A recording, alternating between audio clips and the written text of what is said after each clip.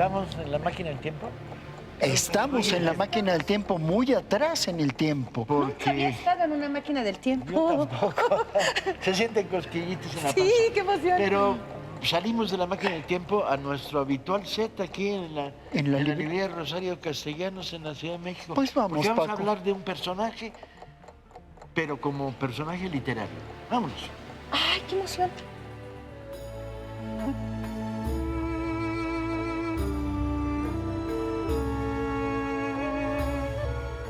Vamos a hablar de un personaje, pero no de la manera habitual.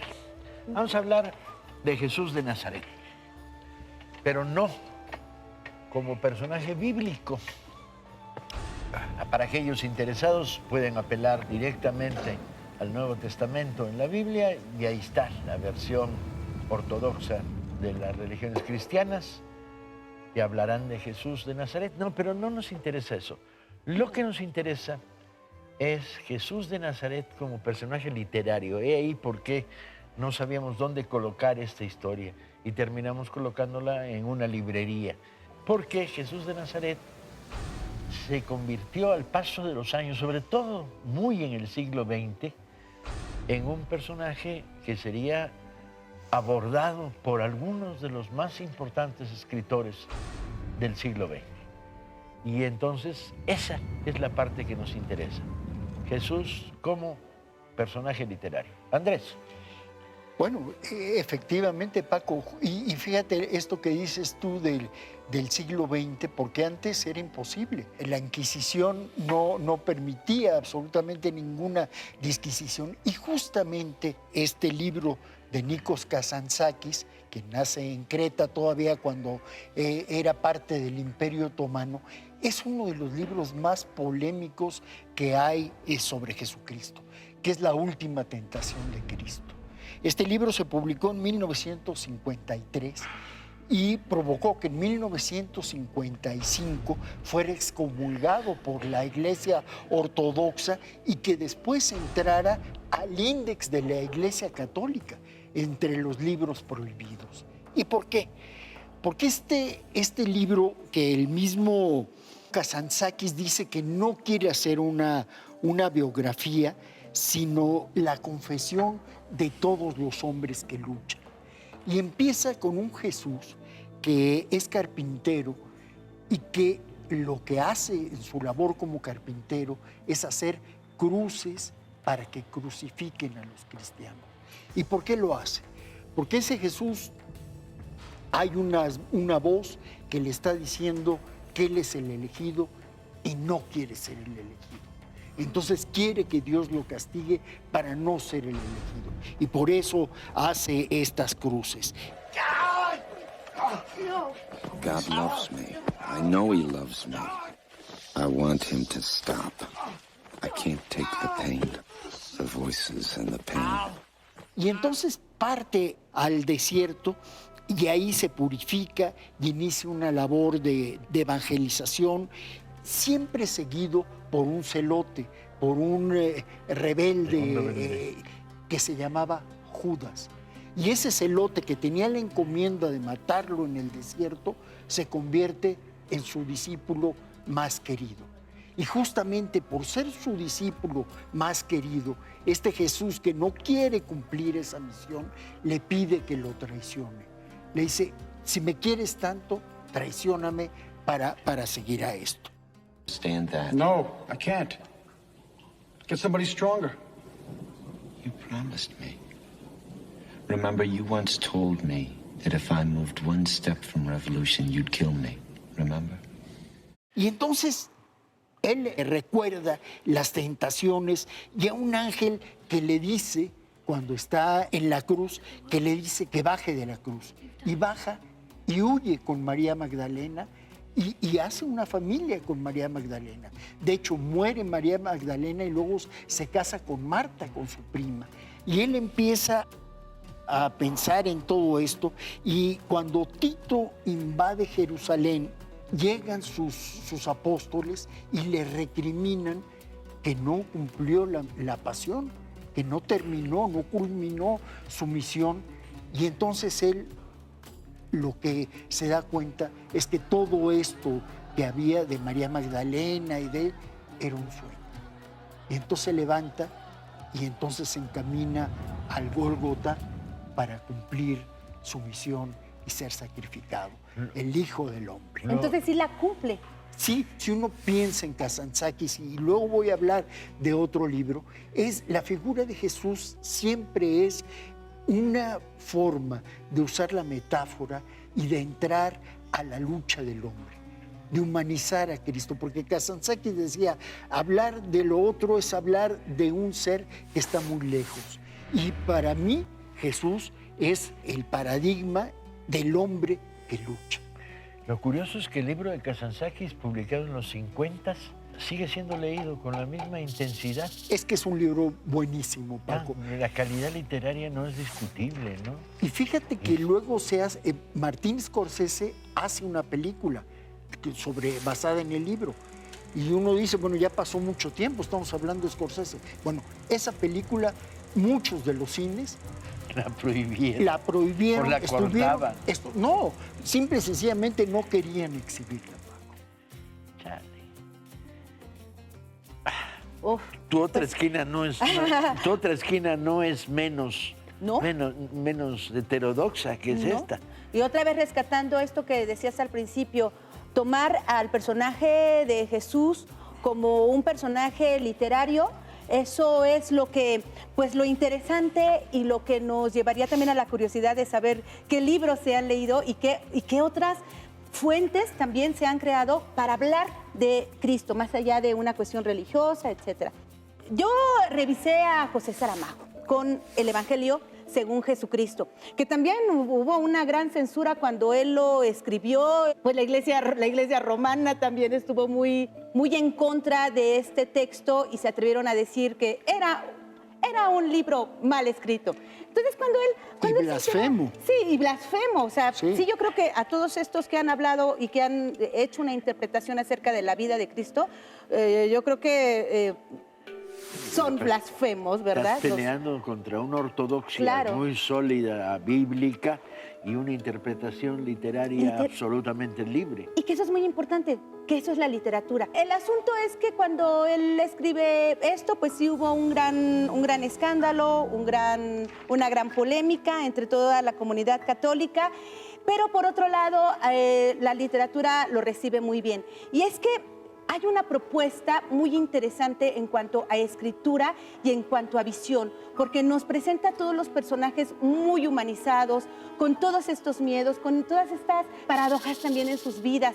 La historia comienza cuando Saramago y empieza a describir cómo es toda esta situación y todo lo que él habrá de relatar para poder llegar a ese punto.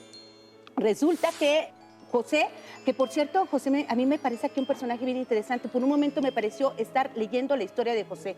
José, quien va a cuidar a su familia. Sí, es que es maravilloso porque yo ahí descubrí muchas cosas de un personaje del que nadie me había hablado. José cuida a su familia, nace el niño, el Jesús, junto con 3 pastores que van a visitarlo. Uno de ellos es un pastor que, en la medida que vamos leyendo la historia, nos vamos a dar cuenta que es el diablo. Tiempo después se entera por unos soldados que están hablando que Herodes va a matar a los niños recién nacidos, creo que son menores de 3 años, porque uno de ellos va a ser el rey de Galilea. Él escucha, pero no le avisa a sus demás compañeros, a las demás madres, sino que solamente le dice a María, vámonos, que es la primera vez que le habla muy mal a María, de una manera muy imperante, y se van. Pero este suceso o esta culpa de no haber avisado, le va a llevar todo el tiempo en la inconsciencia a José, y que más adelante también va a ser como uno de los motivos por el que Jesús va a regresar a Belén para poder descubrir nuevas cosas. Tendríamos que leer esta historia de manera muy meticulosa. De aquí lo más interesante es la presencia también de María Magdalena, que al ratito vamos a hablar un poquito de ella. Vamos a un corte y volvemos. Ay, Regresamos sí, en un seguir. ratito sobre el mismo tema, no nos vamos a ir. Seguimos hablando de Jesús de Nazaret.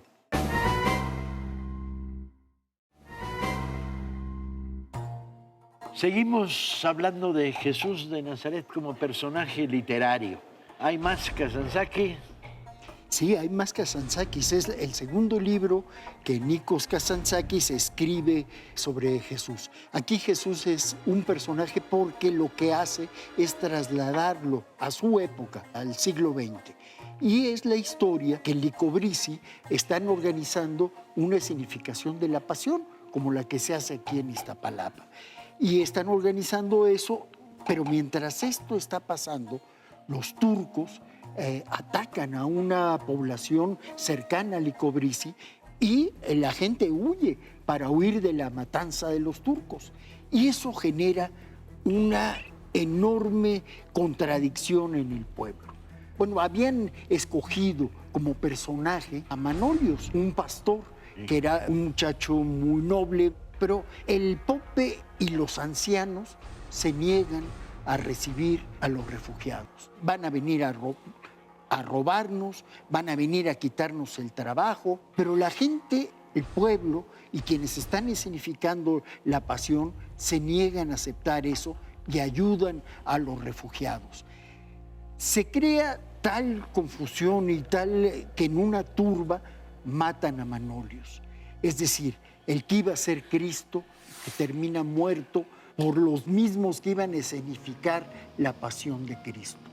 Fíjate, Paco, cómo la visión tan avanzada de Kazantzakis, si uno lo piensa hoy, de todos los refugiados que llegan a Europa y de todo lo que sucede, es absolutamente vigente este libro. Y dice Kazantzakis, si hoy Cristo resucitara, no faltarían quienes se laven las manos y quienes lo condenen a la crucifixión, los mismos que sustentan sus creencias. Y nuevamente esta novela se convierte en una película de Jules Dassin, que es El que debe morir. Y también es una película que va incluso a Cannes. Pero esta es la metáfora que fabrica, que construye Kazantzakis a partir de la figura de Jesucristo.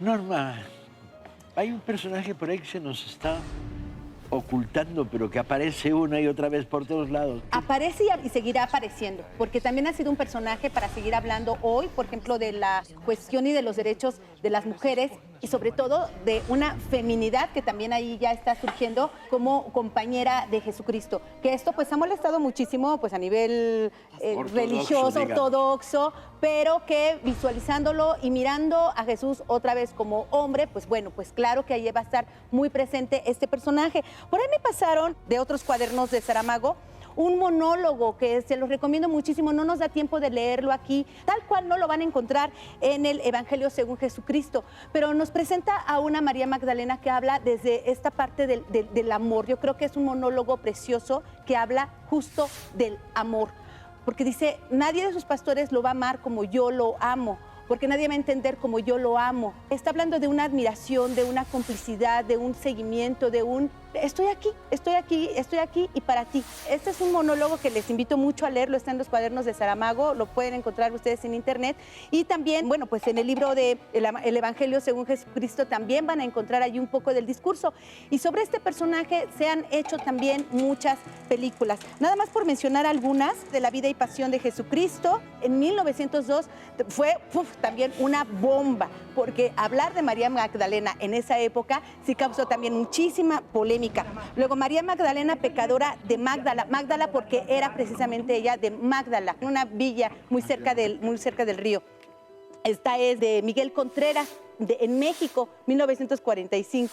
Rey de Reyes, esta la interpretó Carmen Sevilla, Estados Unidos, de Nicolás Rey, 1961. Jesucristo Superestrella, como no podemos también dejar pasar a Jesucristo Superestrella, con la dirección de Norman Hewison, que recuerden que también se hizo película, 1973, y hay una canción bien bonita, porque también ha dado para canciones, que se llama I Don't Know How to Love Him.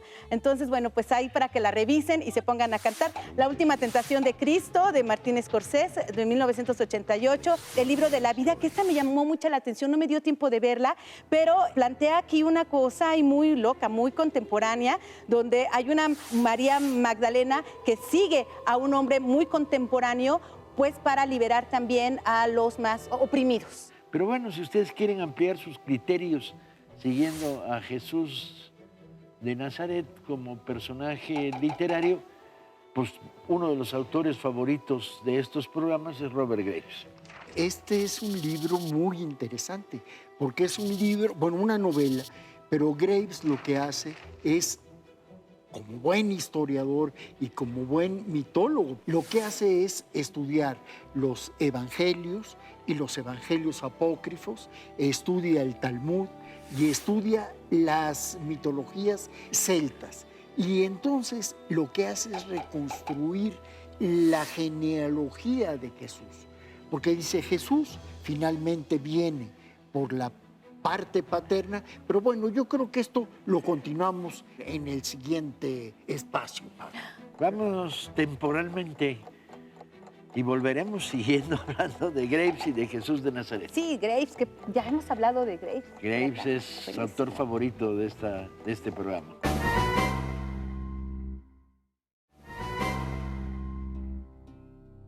Estamos revisando, proponiendo una lectura heterodoxa del personaje bíblico Jesús de Nazaret.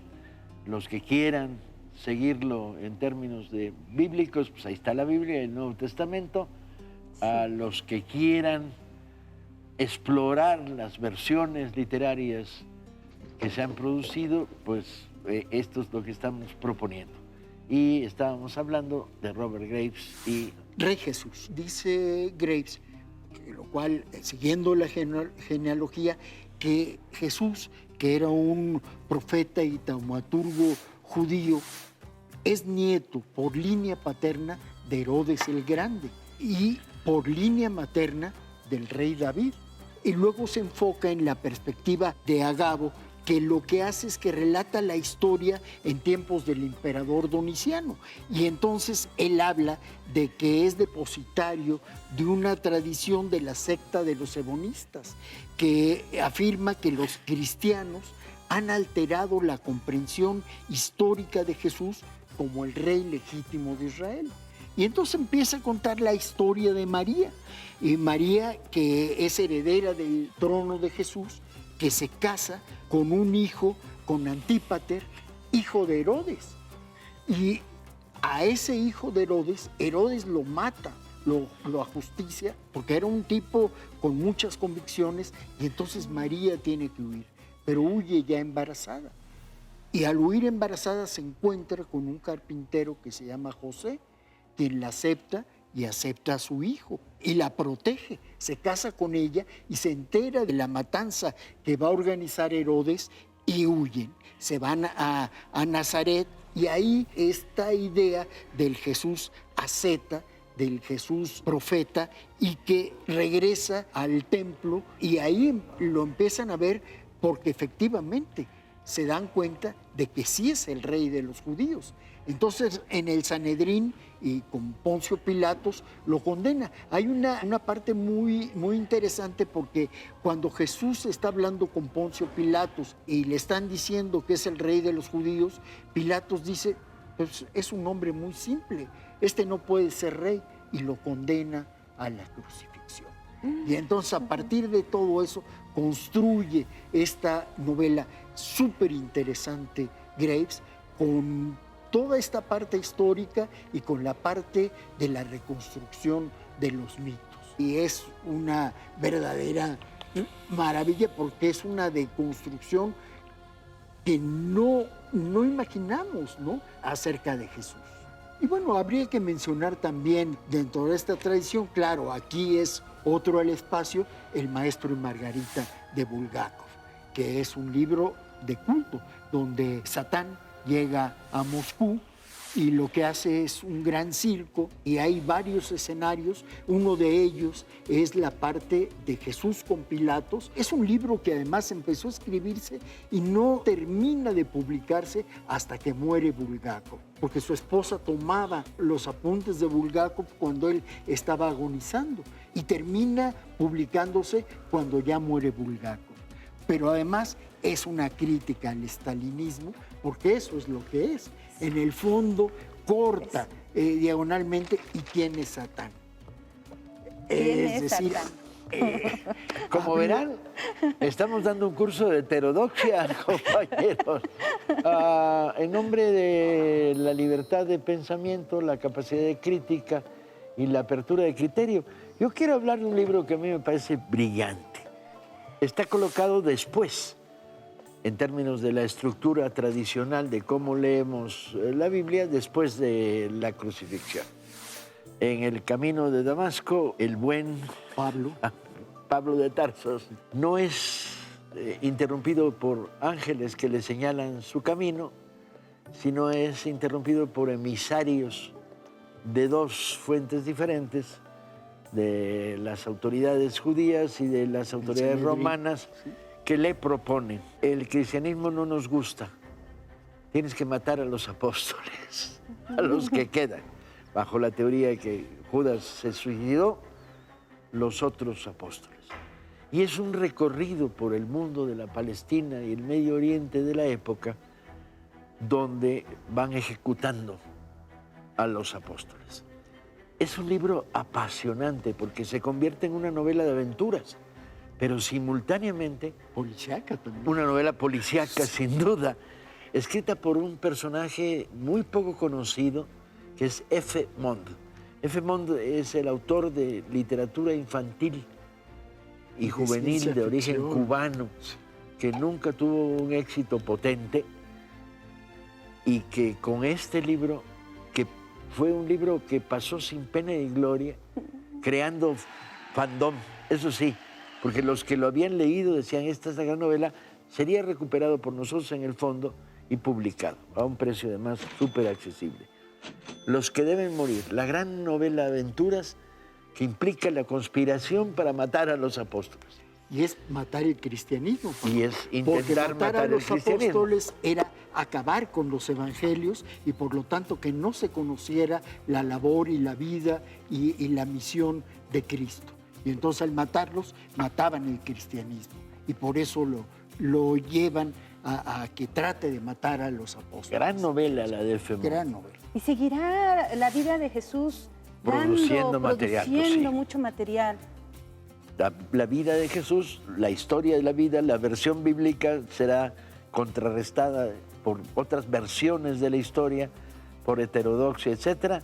Y este programa dice: aquí se acabó, lero, lero, candelero. Nos vemos la semana siguiente. Nos vemos hasta la próxima y lean, anoten, traigan su lápiz, pluma. Hasta pronto.